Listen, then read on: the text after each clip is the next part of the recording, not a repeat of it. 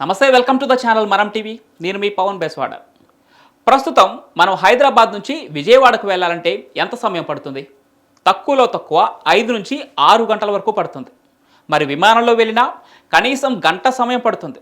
అయితే భారత్ తయారు చేసే ఒక టెక్నాలజీ అందుబాటులోకి వచ్చిందంటే కేవలం 30 నిమిషాల్లోనే హైదరాబాద్ నుంచి విజయవాడకు చేరుకోవచ్చు. అదే హైదరాబాద్ నుంచి వరంగల్కు కేవలం 15 నిమిషాల్లో వెళ్ళిపోవచ్చు. ఇంతటి రాకెట్ స్పీడ్ సాధ్యమేనా అంటే సాధ్యమే అంటోంది హైపర్ లూప్ టెక్నాలజీ. త్వరలో హైపర్ లూప్ టెక్నాలజీ వాహనం మనకి అందుబాటులోకి రానుంది. హైపర్ లూప్ రైళ్లు ప్రస్తుతం ఉన్న రైళ్లకు పూర్తి భిన్నంగా ఉంటాయి. హైపర్ లూప్ రైళ్లలో మ్యాగ్నెటిక్ టెక్నాలజీ నడుస్తుంది. వీటికి ఒకటే బోగి ఉంటుంది. ప్రయాణికుల సంఖ్య కూడా చాలా తక్కువగా ఉంటుంది. ఇవి గంటకు 1200 కిలోమీటర్ల వేగంతో ప్రయాణించగలవు. ఉదాహరణకు హైపర్ లూప్ సికింద్రాబాద్ నుంచి బయలుదేరితే అరగంటలోనే విజయవాడ, పావుగంటలో వరంగల్కు చేరుకోగలదు. ఇది పూర్తిగా గొట్టాల లాంటి మార్గంలో వెళ్తుంది. ఈ మార్గాన్ని ట్యాబ్ వ్యాక్యూమ్ అంటారు. గొట్టాల్లో ప్రయాణం వల్ల ఎక్కడా ఎలాంటి అడ్డంకులు ఉండవు. బయట ఉన్న వారికి గొట్టం తప్ప రైలు కనిపించదు. రైలులో ఉన్న వారికి బయట ప్రపంచం కనిపించదు.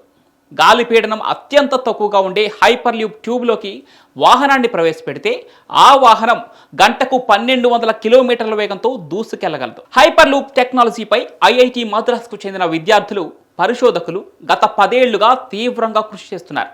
ఇందులో భాగంగానే ఐఐటి మద్రాస్, భారత్ రైల్వేలతో పాటు ఇతర స్టార్టప్స్ కలిసి తొలి హైపర్ లూప్ టెస్ట్ 410 మీటర్ల ట్రాక్ను సిద్ధం చేశారు.